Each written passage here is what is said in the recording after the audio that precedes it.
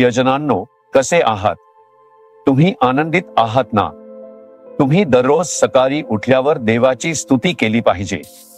तुमचे हृदय आनंदित होईपर्यंत तुम्ही प्रभूचे आभार मानत राहिले पाहिजे.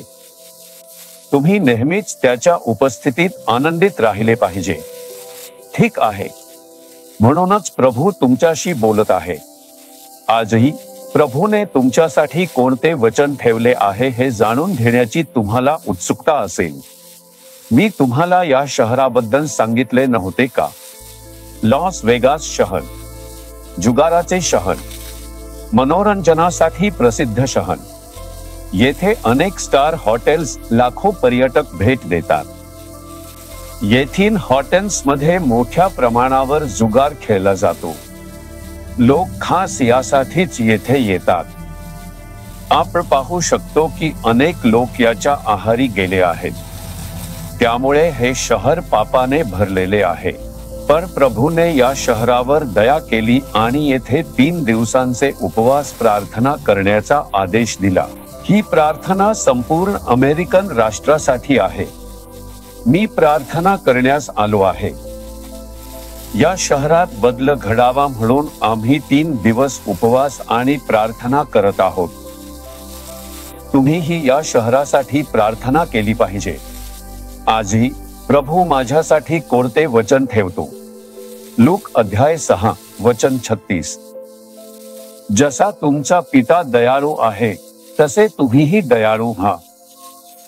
प्रभू म्हणतो, माझ्या मुलांनो, दयाळू व्हा. आपल्यात दयाळूपणाचा स्वभाव असला पाहिजे. काही लोक कठोर मनाचे असतात. ते आपल्या घरच्यांनाही दया दाखवत नाही. ते कठोर मनाने बोलतात. ते इतरांना गुलामगिरीत आणि भीतीत ठेवतात. पण आपल्यात दयाळूपणाचा स्वभाव असला पाहिजे. त्याचप्रमाणे आपण बाहेर गेलो की आपल्याला कदाचित दिसेल. जे भिक्षा मागतात आणि जे दुःख सहन करतात त्यांना आपण दया दाखवली पाहिजे आणि मदत केली पाहिजे.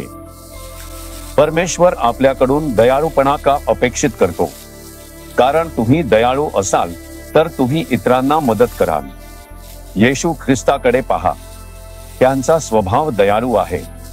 भिकारीने त्यांना हाक मारली तरी त्यांनी त्याच्यावर दया दाखवली आणि त्याला चमत्कारिकरित्या बरे केले. सर्वजण एका स्त्रीवर पापाचा आरोप करत असताना त्याने इतरांसारखे पाहिले नाही.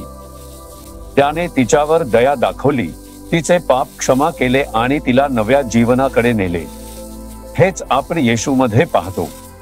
आपण कोणालाही तुच्छ मानू नये, तर त्यांच्यावर दया दाखवावी आणि मदत करावी. हेच आपला स्वभाव असायला हवा. माझे पिता येशू ख्रिस्त हे दयाळू देव आहेत. आपणही त्यांच्यासारखेच दयाळू असले पाहिजे. काही जण म्हणतील, भिक्षा देऊ नका. ते त्यांच्या उपजीविकेसाठी का मागतात? ते काहीतरी काम का करत नाही? पण आपण त्यांना नोकरी देऊ शकतो का? एवढेच नाही तर आपल्याला त्यांचा पार्श्वभूमीही माहिती नसते. काही जण फसवणूक करून भिक्षा मागतात. काही लोक आपले शरीर विकृत असल्याचे भासवून भिक्षा मागतात. ते खरोखरच त्रस्त, सोडून दिलेले, असहाय्य आहेत आणि त्यांच्याकडे जेवणासाठी काहीच साधन नाही. हे तुम्ही कसे ओळखणार? आपण वाटेत चालताना हे सगळं संशोधन करू शकत नाही. जेव्हा तुम्ही कोणाला भिक्षा मागताना पाहता तेव्हा त्याला उदारपणे द्या. प्रभूने आपल्याला द्यायला आणि मदत करायला सांगितले आहे. फक्त जेव्हा तुमच्यात दयाळू स्वभाव असेल तेव्हाच तुम्ही इतरांना देऊ शकता आणि मदत करू शकता. म्हणून आपल्याला येशूसारखा दयाळू स्वभाव मिळावा म्हणून प्रार्थना करायला हवी. या वर्षी तुम्ही किती लोकांना तुमच्या संपत्तीमधून मदत केली आहे? विचार करा आणि पहा. रस्त्याच्या कडेला आणि महामार्गांवर कितीतरी लोक आहेत ज्यांच्याकडे एक वेळच्या जेवणासाठीही काहीच साधन नाही. प्रभू त्यांच्यावर दयाळू आहे. काही वर्षांपूर्वी प्रभूने मला हे सांगितले, रस्त्याच्या कडेला राहणाऱ्यांकडे पहा ज्यांच्याकडे राहायला घर नाही. त्यांच्यात बरेच आजारी, अशक्त आणि अपंग लोक आहेत. ते कोणतेही काम करू शकत नाही. त्यांना त्यांच्या कुटुंबाने टाकले आहे. मग ते काय खातील? ते रस्त्याच्या कडेला पडून राहतात आणि अन्नासाठी झगडतात. प्रभूने मला सांगितले, तू किमान त्यांना एक वेळचे जेवण देण्याचा प्रयत्न करू शकतोस.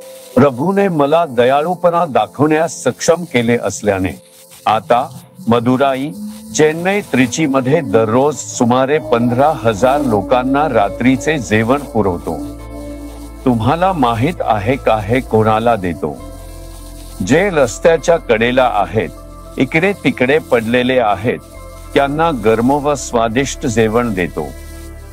म्हणून आपल्या परीने शक्य तितक्या दयाळूपणे इतरांना मदत केली पाहिजे. आपण येशूसारखे दयाळू असले पाहिजे. तुम्ही यासाठी प्रार्थना कराल का? प्रभू, मला तुझ्यासारखाच दयाळू व्हायचं आहे. मला इतरांप्रती दयाळू व्हायचं आहे आणि त्यांना तुझ्यासारखंच मदत करायचं आहे. आजही मला अशी कोणीतरी गरजू व्यक्ती दाखव ज्यांना मी मदत करू शकेन. गरजू लोकांना मदत करून माझ्या दयाळूपणाचा स्वभाव दाखवायला मला मदत कर. आम्ही येशूच्या नावाने प्रार्थना करतो. आमेन, आमेन. जीसस रिडीम्ड मराठी ह्या YouTube चॅनेलला सबस्क्राईब करा. सबस्क्राईब बटनावर क्लिक करा आणि बेल चिन्हावरही क्लिक करा. दररोजच्या नवीन कार्यक्रमांची माहिती मिळवा.